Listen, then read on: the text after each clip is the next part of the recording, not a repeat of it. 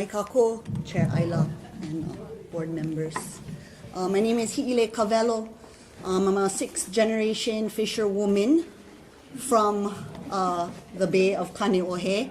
My ohana comes from the Ahupua of Ka'alaya and Kahalu'u. I am the daughter of Galbraith Lohiauipo Cavello, who is a subsistence fisher, but went through about a 20-year stint of commercial fishing. So I know very well the trials and tribulations of other commercial fishers in the room. I've heard it, and I sympathize with you. But I think why we're here today, and on record, I do support the Haena community-based subsistence fisheries area rules. We're not here to point blame necessarily or nitpick.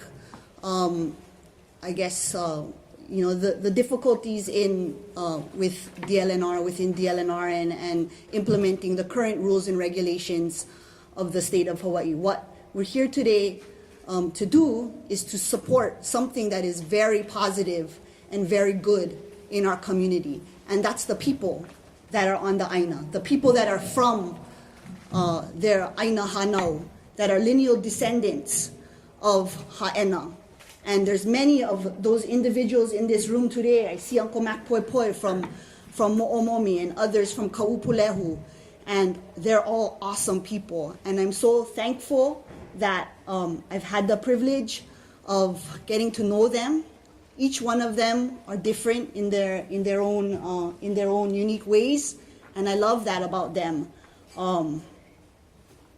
We're not saying that what is going to happen in Haena will happen in every community, but it's going to happen in other communities. And so I'd just like to thank the board for more than entertaining this hearing, and entertaining hearings that will happen in the future, no doubt. You're the DLNR, Land and Natural Resources. In no way in that statement does it say people. People come second. Yeah, the resource and the Aina comes first. And that's what I'm here today to advocate for. At the end of the day, when we're all gone and make and in the lepo, what's going to remain is our resources and that which is left for our future generations. So mahalo to those communities that do what they do, that live on their Aina and have an intimate relationship with their land and natural resources on a daily basis. And for those of you that don't, I think it's something to strive for. Mahalo.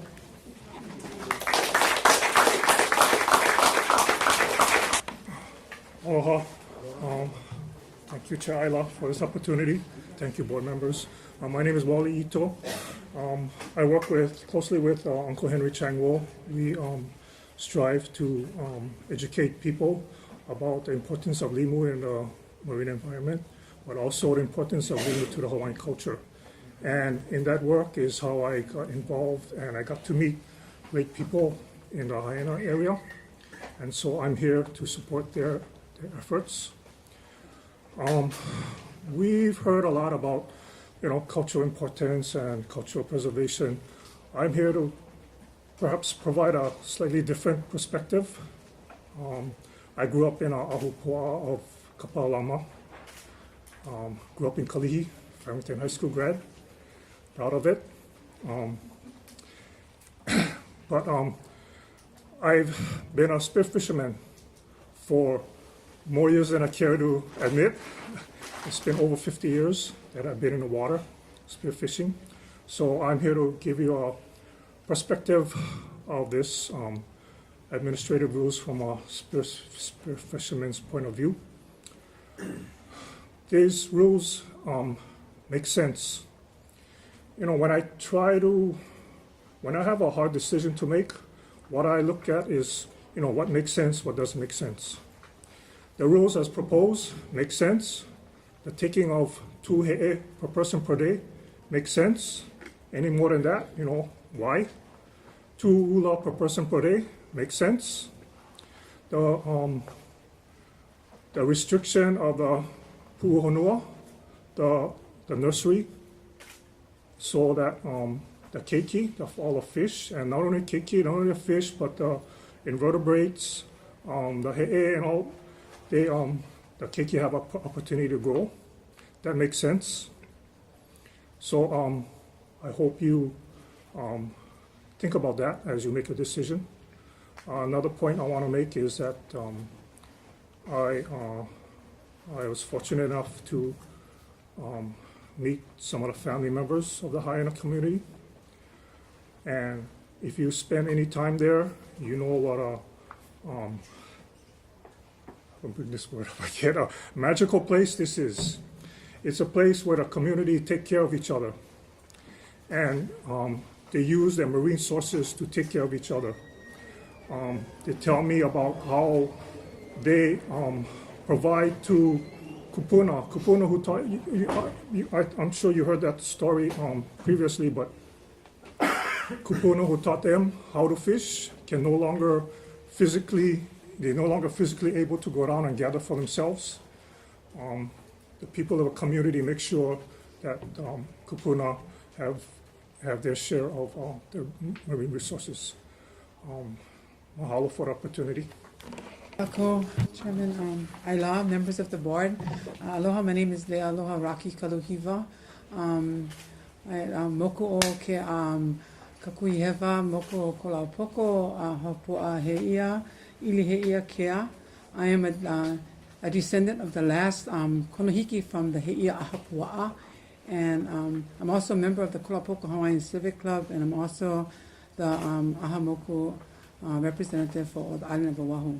Last night I met with the Kolaupoko Hawaiian Civic Club, and all of us firmly support the management efforts of Haena. I grew up with living in management area because my grandfather was the last konohiki. Even though he died in 1928, the families kept on with the traditions. So I think traditional knowledge and traditional methods should be carried on. And the Department of Land and Natural Resources, I don't know if you remember, but you had a konohiki assigned to the Ahapua'a of Kahana Valley in the 70s, in which I met him, Ernest Heen. And so this is nothing new to the Department of Land and Natural Resources. But this is something that is really overdue. We have to start looking into our resources. It's just being overtaken. You know, it's up to us. Akua left this aina for us to malama. You know, if we're going to let it go, we're going to lose it all. But we firmly support it, and I support these organizations, and I ask you to support this concept also.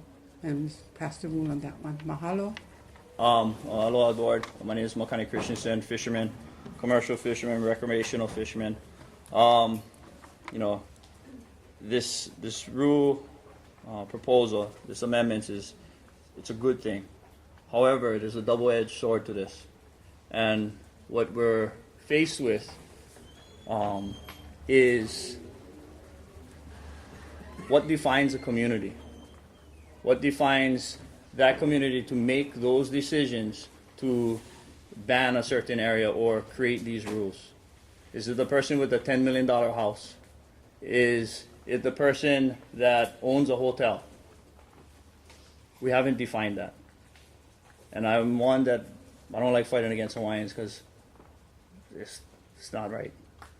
But we have to realize that there's a big picture here that it will trickle down the chain, the island chain, and change access to these grounds, to these fishing grounds that you may not be aware that has unintentional consequences in the overall laws and rules in Hawaii.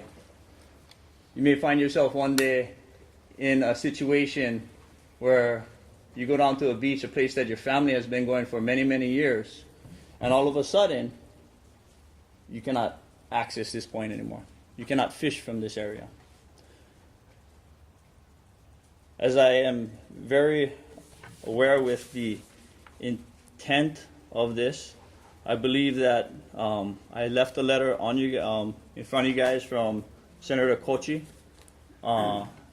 advising that we really get a really good feel of the community, because in this process, it was done in Haena, and myself and a few other fishermen represent a lot of other fishermen on the other side of things that may not be too keen on this rule. So that was one thing. Another thing that was discussed is the commercial aspect of everything. This contested case, which we ruled on. No, this is the one I submitted today. Okay, so you're going to ask for a contested case. Yeah, on top of your guys' decision today. Okay. Yeah. Understanding the saying, nothing can prevent you from asking for a contested case. Yeah. Understanding that the contested case that was denied earlier today, the same legal analysis is going to go forward. Mm-hmm. Okay? Understand. And this one is in a different perspective where it establishes standing in the area, and it also establishes how these families were not consulted in the whole process of creating these rules. Verbally you're asking for it? Yes, verbally I'm asking for a contested follow up case. within 10 days, whether we can And you guys have that today. resubmit that. Yes.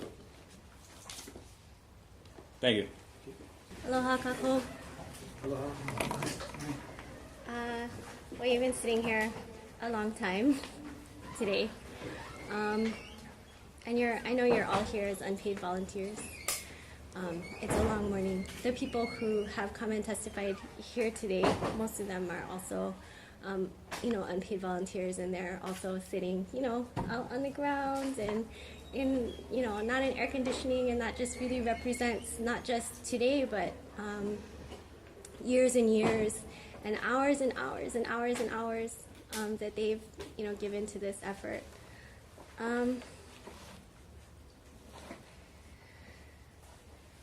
Gosh, this never gets easier testifying. I guess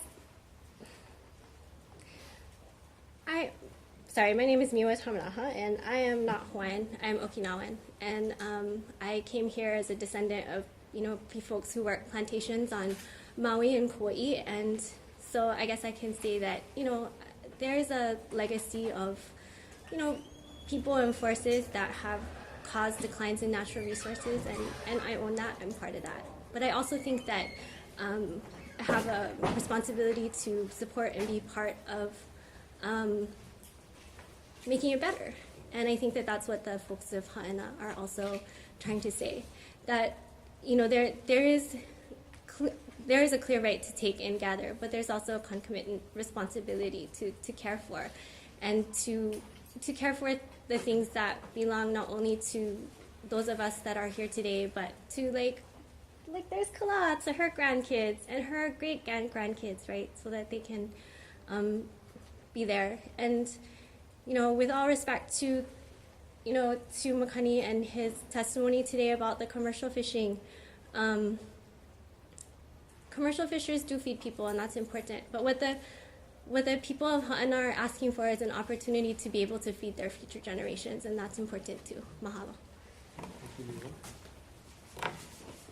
Hello, my kako. My name is Vernon Kalani Kyoto Jr. I'm a descendant of Papa Henry Allen Kaheli Alaulani Awai. And as my grandfather did, he believes in Ike Kupuna, and he testified as a Kupuna in the Pele Defense Fund versus Patty. So I follow in the footsteps of my Kupuna, my Mo'oku Ahau. I represent my family, and I just want to support the Haena Cbfsa rules. Mahalo nui.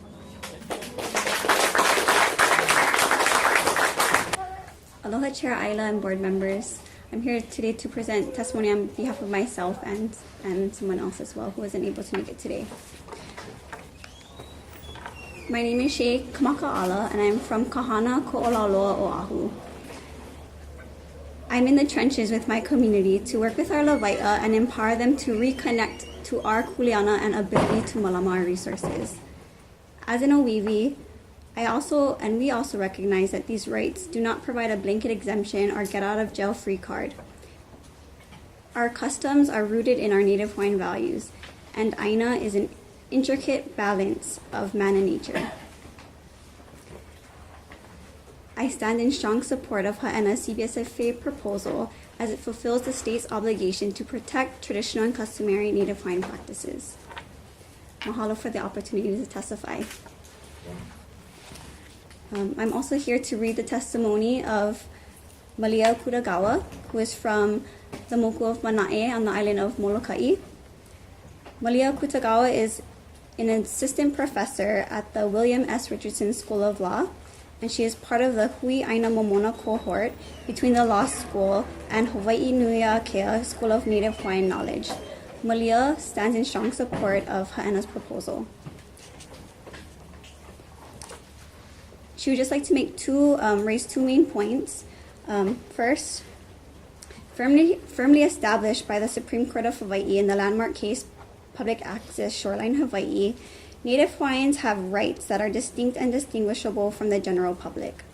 In this case, Hawaiians were acknowledged as having standing, so there is criteria, on an issue challenging a special management area permit because there were certain traditional and customary practices protected under HRS Section 1-1, 7-1, and Article 12, Section 7 of the Hawaii State Constitution, which reaffirms the rights of Ahupua'a tenants.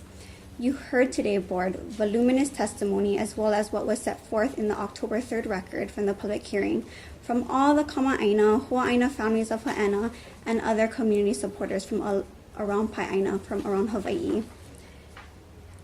Our customs are, which is not just the rights of gathering and access, but these rights are coupled with the responsibility to and kuleana to Malama, and this is our custom.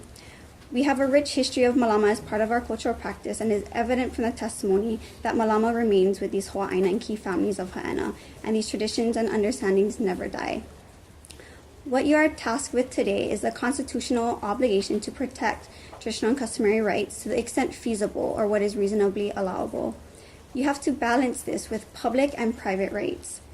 So when looking at giving weight to testimony provided, priority needs to be given to those families of Haena, those with standing, and understanding what the customs are.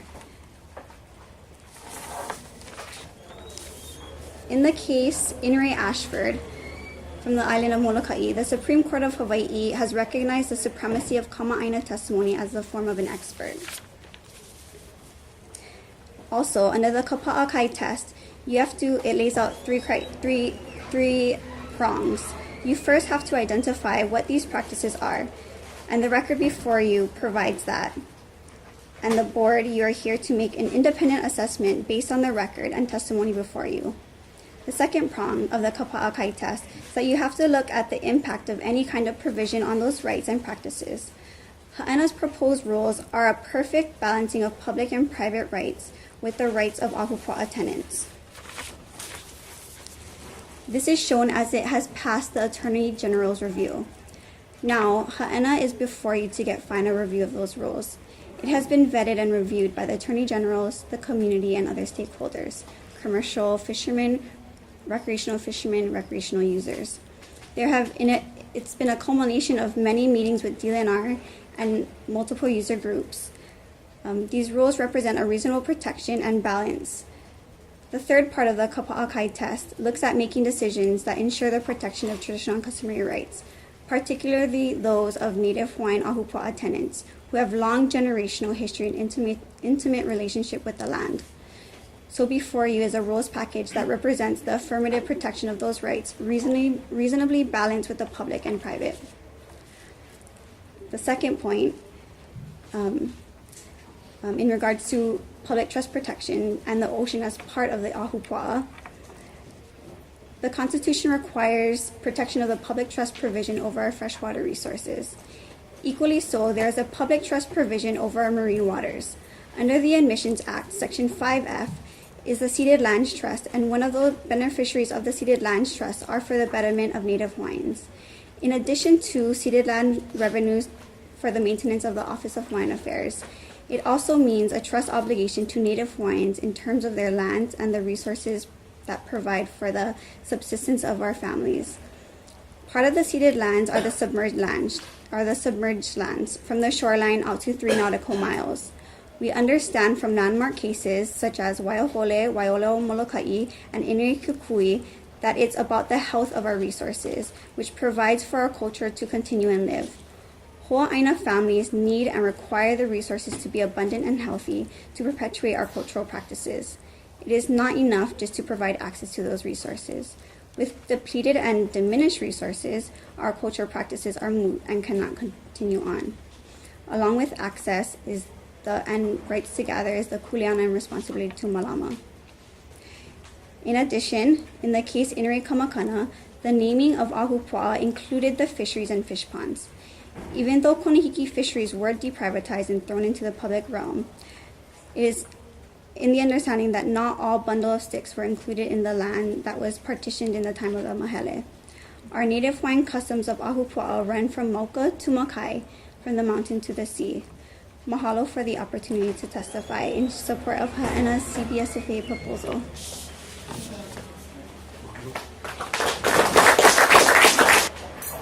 Aloha kako. My name is Carol Wilcox, and I'm here to testify on behalf of Malama Maunalua. Malama Maunalua has a mission of a vision of a healthy and productive Maunalua Bay, stretching from Black Point to Coco Head. We are in full support of the Haena rules and really are grateful to our friends in Haena for their strength, their tenacity, their vision, for showing all of us the way on how to do this.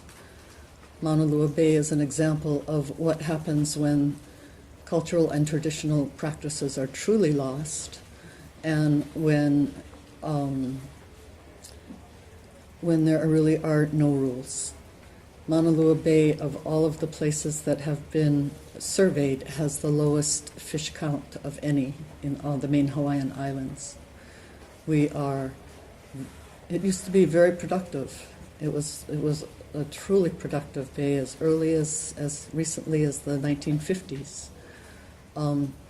I interviewed the son of the last Konihiki, and his name was Mr. French, and he was the Konihiki of Niu, and the way he discouraged poachers was two ways. One is he had a whistle, and he'd blow it. Whenever somebody came on the reef, he'd blow it really loud, and at night he had a really strong spotlight, and he'd spotlight them and blow the whistle.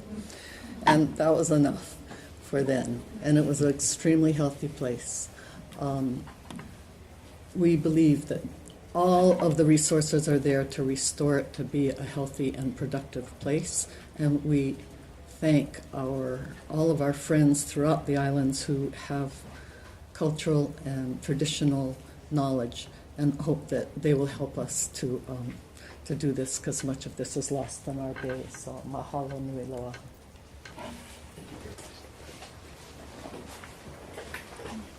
My name is Kimberly Kamaluokia Kuamoa.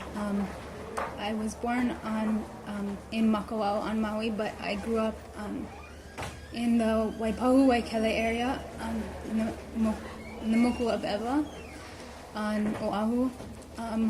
I'm here today as a child of an area that is disconnected from its resources. I grew up in the suburbs, surrounded by rich, fertile land that was dominated by pineapple, sugarcane, in an area where commercial interests and military interests took precedent over everything else. Even today, the development on the Ewa side is out of control. The infrastructure can't support it. What little is left of the Makai resources is dwindling. The streams have been channelized or they're polluted. Pu'uloa is just, I wouldn't want to eat the fish from there.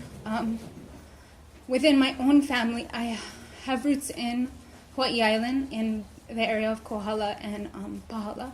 But my own family, the traditions have been lost. And I understand how damaging it can be firsthand to identity and your sense of place, your sense of belonging, your sense of community is fragmented. I'm here to support Haena, the Ohana in Haena, because they're a model, not just for Hawaiians, but for anyone who lives across the Pai'aina as stewards of their resources and their place. no one, especially Hawaiians, should not have to read or learn about their traditions in books like I did. And this community is a living example of how they are trying to prevent that from happening. So I support the CBSFA rules. Malo.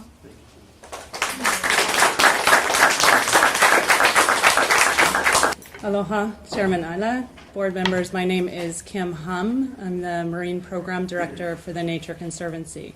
I'm very cognizant of the time and the lunch hour, so we stand on our testimony in very strong support of the Haena rules. You have heard from the community members who have spent most of the last decade working really hard to engage their community and to get the science necessary to make the right choices. And that's what they have done, and we strongly support their efforts. Thank you. I guess I get to say good afternoon. My name is Alan Murakami, and I am now with the Native Hawaiian Legal Corporation in a slightly different capacity than some of you may remember me to have. And I used to be the Director of Litigation, and I'm now the Director of Community Engagement.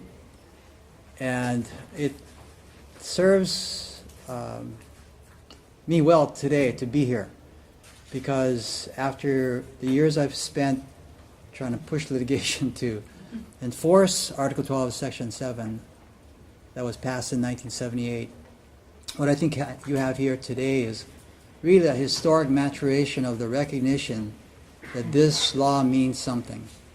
And I'm very gratified to see in the proposed rules the explicit recognition of the terms of that particular provision. Back in the 80s, nobody even heard about it. And it caused all kinds of conflict amongst Hawaiian communities that were impacted by relatively poor, I think, decision-making on the parts of many agencies, some of which include your predecessor, I'm sure, that we were forced to litigate. And it came to our attention after those years of experience that we were fighting battles that oftentimes were really people talking over each other's heads, because a lot of, frankly, agencies didn't understand their obligation under Article 12, Section 7. And yet, they were forced to go to court or to contested case hearings to assure that there was enforcement of those rights. That really is it's just a reflection, that constitutional provision is a reflection of prevailing law that has evolved and been carried forward over probably 150 years. Because each successive government in Hawaii that has come to power have incorporated those principles in the prevailing law. So it's nothing new. The cultural base of Hawaii is really the legal base for many of the principles that we litigated in the 80s, 90s, and the 2000s. So I'm really gratified, and I'm grateful to this body to have this opportunity to at least urge you in this maturation of this recognition to adopt this and embrace this, because it has such an impact on the past evolution of the last 35 years of modern Hawaiian legal history anyway. And that this is a chance for this board to accept a partnership with this community so that your job will become easier, and in full recognition of the real legal perspective that has been the source of so much litigation over the last 30 years. And if this agency adopts this approach, I think you will find that it will be a start of a new dawn on how business gets done in Hawaii, with public agencies embracing the community-based initiatives that of the sort that is emanating out of Haena. You've had a taste of this with some of the rules and regulations passed for Miloli, Mo'omomi in the past, where there was an attempt to assert this cultural-based, community-based approach. But I think now, looking back upon those experiences, while as good as they were and as noble as they were, this effort is in fact even strengthened by its wide community base and acceptance, that now I think can serve as a real solid foundation for moving forward rather than continuously having to look back upon what has happened in Hawaii's history. And this will be an exciting time for you to say yes, finally. This is something that should have been a partnership from the time that this amendment was passed in 1978. So I welcome the opportunity to speak to you, and I urge you to embrace this sense of history and adopt these rules. There is still the adoption of the management plan where a lot of these details can be worked out. I've heard the fishermen representatives talk about the need to eliminate foreign species, and having talked to the Kupuna of Haena, they embrace that. Those principles can be worked out in the management plan, and I think there's plenty of room for future deliberations that will bring everybody to the table. The recognition of the rights was really beginning the discussion and the understanding of the responsibilities. We're here today because That's the hard part. we're here today because I think the communities have matured to the point that it's not only about the right, it's about the responsibility. And I think that's why we're here today. Let me mention one other thing. Since the chairman mentioned that, one of the biggest challenges is sort of like you want to call it the elephant in the room that we don't talk about, is when you get your land back for the Hawaiian community, how do you keep it? And if you have it by co-tenants, let's say you have 150 owners undivided interest of a piece of property. Public, I just want to stress how important community participation, public participation is in these hearing processes. These items, several comments among so many today stood out in my mind. One, the sister and the brother of a family of 15 children, and her saying she's been here in the audience crying most of the meeting. It means so much to her to be here and to see this happen. And her brother, for the first time ever, testifying here today in front of this microphone. That's very important. We need to see more of that, and I hope we see him again on other important issues. Another gentleman said plenty more people his age should be here speaking. He thought the process this time worked. He saw a lot of respect for his elders, and he thought, the process is working. I believe in it. I'm here, and there ought to be more people my age here. And another gentleman raised a really good point. He talked about these resources as a type of 401k of sorts. We get so wrapped up in this financial world, and just something like this is a resource for people. Forget all that financial stuff. This is food, on the table. It's their life. And, I looked at the monitor here earlier. I saw over 40 people just in the monitor. There were probably others. Just several months ago, that didn't even exist. If you had come to this board meeting, you would have been stuck outside this door. You wouldn't have been able to hear anything, see anything, and you wouldn't have trusted the process. You wouldn't have believed in the process. So we're getting closer, but we're not there. A lot of the people who are here today had to fly here today, and that requires money. There are people on other islands today that are as passionate, and maybe more so than some of the people here today, could not participate in this hearing. Their voices need to be heard as well. And I continue to encourage you, I know you're almost there, to have video conferencing so those who cannot fly here can participate in this process. I know there's concern the meetings can carry on and on and on with public participation, but you can manage testimony. If everyone has a reasonable expectation of time, they can have 2 minutes or whatever, and everyone can testify. It's more important that everyone be allowed to testify. And finally, Board Member Yoon brought up the maps. He had requested some maps. Well, once again, we did not have a presentation by staff. They sat here and just gave you an oral presentation. They could have given a very brief presentation. We have another monitor that's not even being used. Those maps could have been loaded on that monitor over and over again. I wanted to see the maps. You wanted to see the maps. Some maps were provided out of a 3-ring binder by a staff member here, handing them out to you. We didn't get to see them. Certainly the people outside didn't get to see them, and certainly no one out in the greater public got to see those. Again, I encourage some of those presentations to be loaded on the monitor. Mahalo. Thank you very much.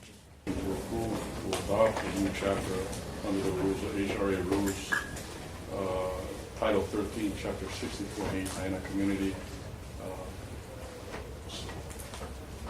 package as first steps recommendation. I think by overwhelming support that we've had from communities, from people from all over the 50th state, from the Kupunas to organizations and groups. It's just been so overwhelming. I believe it's a step forward, and I'd like to make it a motion. Second. Motion and a second. Before we take the vote, comments, I have a question for staff I'd like to ask. Oh, sure. Why don't you have your question for staff, and then we'll have a little discussion. So we had at least 2 testifiers in person and 1 in writing and asked what about the possibility of harvesting the invasive species. So is there a mechanism like a special use permit that can be issued? Because I don't want to go back and mess with the rules. Board, Emma Anders again. As the rules are written, there's no prohibition on take of any of these invasive species that were mentioned. The prohibition is on commercial take, and so I'm. Or methodology. Oh yeah, and then the gear restrictions, of course. And as we have looked into it, DAR does have the authority to issue special activity permits for management activities, so could do so for commercial, or excuse me, not for management take of these invasive species. I can't say tomorrow we can issue that permit because the how would have to be done very carefully, especially with very limited enforcement capability. So we want to do that very carefully to ensure that there isn't a lot of bycatch of other species that will be in the same habitat or could be caught by the same gear. But it is something we're looking into, and the authorities do exist. So with that, I would also sort of encourage the community to have that discussion too, as we look at what opportunities are available for dealing with invasive species that it's in all of our interests, I think, to get rid of or reduce to a manageable level. So I certainly would, before approving any kind of permit like that, make sure that we have discussions in the community to figure out a way that the community would feel that that process can be trusted, that it's not used as an excuse to look at other things. So I just wanted that on that record. So, Chris? Yeah, I didn't want to make a long speech because I was afraid that many of you were trying to catch a plane. I don't know when your flights are. I was so impressed to see the commitment of folks who've come from other islands, mostly Hawaii. I was wondering if you folks chartered a plane this morning. So many of you that came. And maybe the most impressive thing for me is how much consensus that's managed to achieve in this process. I was on the board in the 90s for 8 years, and I've been on again in my second pass-through for about 4 months now. And we've had a number of marine life conservation districts, fishery management areas, and the like. And it's usually a much harder, tougher, and much more controversial process at the board level. That's okay. I'm okay with making tough decisions, but with the usual script, what you hear before the board is people come and say, yes, it's terrible. It used to be much better. We need to do something. We need to protect the resources. But us hook and line fishing guys are not the problem. It's the net guys are the problem. Or us guys that snorkel and dive and spear, holding our breath, we're not taking that much. Stop the guys with the scuba tanks. And what I see here is that folks are, many of whom live in the area, are proposing and accepting restrictions that are in part on themselves. And this comes to a point that the chair made and Mehana made of rights and responsibilities. And the people are accepting that they have a responsibility and they have to make a sacrifice themselves for the future. And this is the thing that is so impressive here, and that I'm so delighted to see. I also wanted to say something for all the other groups that are here, because there's so many. We've had people come from, I think, every other island, including Lanai, to say that they're interested in they're doing this same kind of project, and I really want to encourage you. I don't think it's going to take as long. Now that all is rolling, the sled is going down the hill, and there's people in the department working to make these things happen. I really want to encourage you to go ahead with it, with what you're doing, and to see what happening today as a point of encouragement. I did have one concern when I read these, and that was over the no entry or the ku'uhonua. I've heard a lot of testimony today about reasons for this, and I think there's been a lot of good testimony. I personally always have a reluctance to close off areas from people that are just going, that are, say they have a face mask on, they're swimming through, and they're enjoying the area, rather than taking something, damaging something, removing something. And the reason is that being out in nature and enjoying nature is how people learn to love nature. And so I have this feeling, I have this concern and this reluctance to close off areas to people to just enjoy. In this case here, I also have to respect the work that's been done and the people who have brought this forward. I have to understand that I'm here on the board, I get a vote. You folks don't have a vote, but I have to have the humility of, even though I have my name in front there, the humility to understand that I don't know everything about everything, and feel like I shouldn't sit here and try to yank one thing out of a package that's been very carefully and painstakingly put together by a lot of people out in the community. So I'm very, very happy with everything that's I've heard today, and I'm going to be very happy to vote for the motion.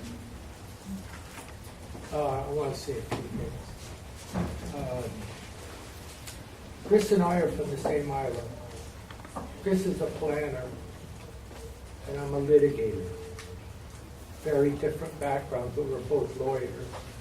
And he's very good at making good fine-tuning. Most of the litigation I did, especially with land, started in 1968 when the Legal Aid Society sent a family of Hawaiians to my office because nobody in the legal aid and nobody in the community ever did a quiet title case. And they were starting to file quiet title cases all the way down the Gold Coast and Kona. And so the family came in. Long story short, I learned all about all of their ohana and whatever, and it took us 5 years to figure out the genealogy so that we could fight the developers. Fast forward till today, I get a whoosh. Here comes Alan Murakami. He's been in the trenches long time. You can tell by looking at him, somebody's been licking the guy. We all were working on Article 12, Section 7 of the state constitution. And these people in Haena, maybe it took you 10 years, but you did more in 10 years than I did from 1968 till now, because we did it one family at a time, and we did it in court. It's a very poor process of preserving your rights. It's better if you can get together and compromise your differences. You go litigate in court, you might get a rush when you get to yell at the other side, but you don't make a lot of progress. You make a little bit. Uukuvali no. So I'm very pleased by what you folks did in Haena, and I'm very pleased with the state of Hawaii, and this department in particular has found the onions to go fight this problem and make something good come of it. So I applaud you all.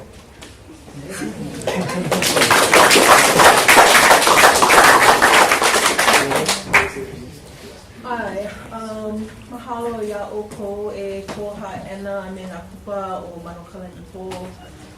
Mahalo no na kāko'o mai kahipai a kahipai o nei aina mahalo no ko oko hele ana mai.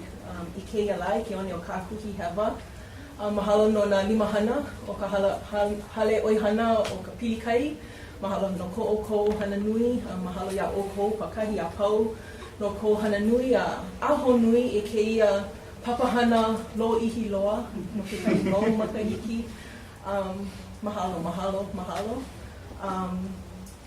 He mea kupai naha, a he mana o maikai loa, ke ia mau lula hou no Haena.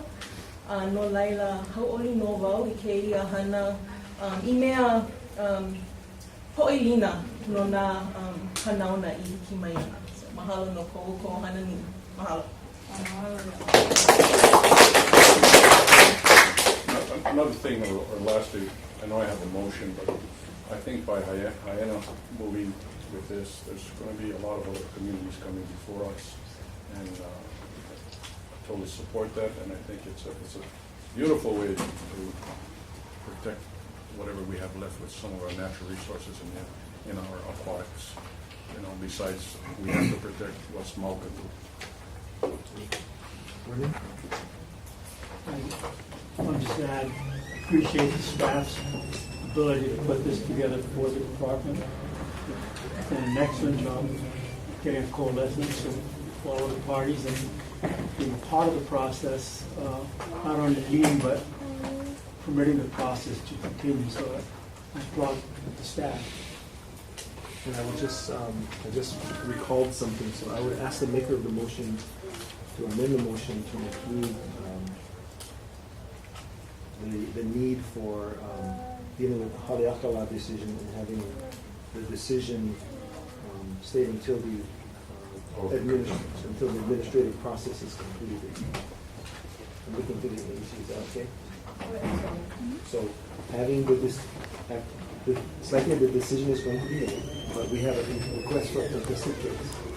So making the decision stay until such time that the administrative process has been completed so that we can comply with Haleakala.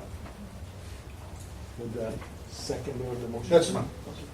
Okay. With that said, all those in favor say aye. Aye. Anyone opposed? Seeing none, the motion carries.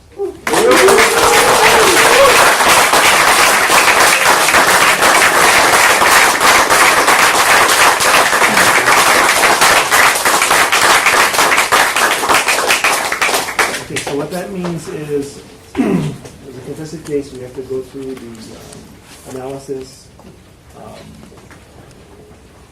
whether or not it's legally required, whether or not they're standing, and then at a future land board meeting, we will have to make a decision on the request for the contested case. So the rules don't go up until that process is done, generally like a 2-week process. I just want to, everybody leaves here today understanding that this is where we're at.